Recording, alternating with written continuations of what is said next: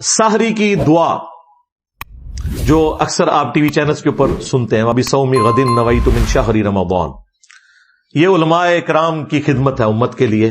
قرآن و سنت میں کہیں یہ دعا رپورٹ نہیں ہوئی، نیت کافی ہے، روزہ رکھنے کی کوئی دعا نہیں ہے، صرف نیت ہے، اور وہ تو جنرل ہے۔ بخاری مسلم دونوں میں حدیث ہے، انما الاعمال بالنیات، اعمال کا دار و مدار نیتوں کے اوپر ہے۔ تو نیت تو رات کو ہماری ہو جاتی ہے، یہ نہیں ہے کہ آپ نے صبح ایگزیکٹ اسی وقت اپنے دل میں کوئی نیت کو حاضر کرنا، وہ نیت تو ہے۔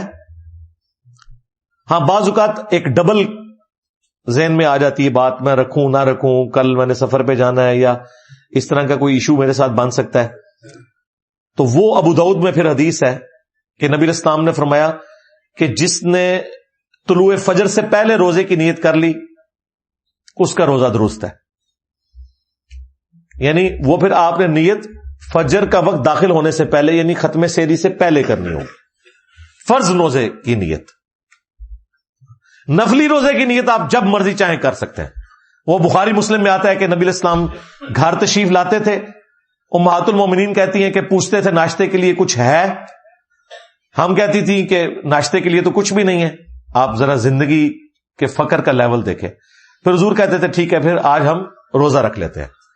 اس کے لیے پھر شرط ہے کہ آپ نے ختم سحری سے اس وقت تک کچھ کھایا نہ ہو، اور امہات المومنین کہتی ہیں اگر کچھ کھانے کے لیے ہوتا تو ہم حضور کو پیش کرتے، تو پھر آپ افطار فرما لیتے، یعنی ناشتہ کر لیتے۔ ناشتے کو بھی آپ بریک فاسٹ کہتے ہیں نا، روزہ توڑنا۔ افطار صرف غروب آفتاب کے وقت نہیں ہوتا، دن کے وقت بھی اگر کوئی روزے کو کھولے اسے افطار ہی کہا جاتا ہے۔ تو نفلی روزہ اس کی نیت آپ فجر کے بعد بھی کر سکتے ہیں، سورج نکلنے کے بعد بھی کر سکتے ہیں، بشرطے کہ کچھ کھایا پیا نہ ہو اس دوران۔ لیکن فرض روزے کی نیت آپ نے طلوع فجر سے پہلے کر لینی ہے، وہ میں نے ابو داؤد کی حدیث آپ کو بتا دی۔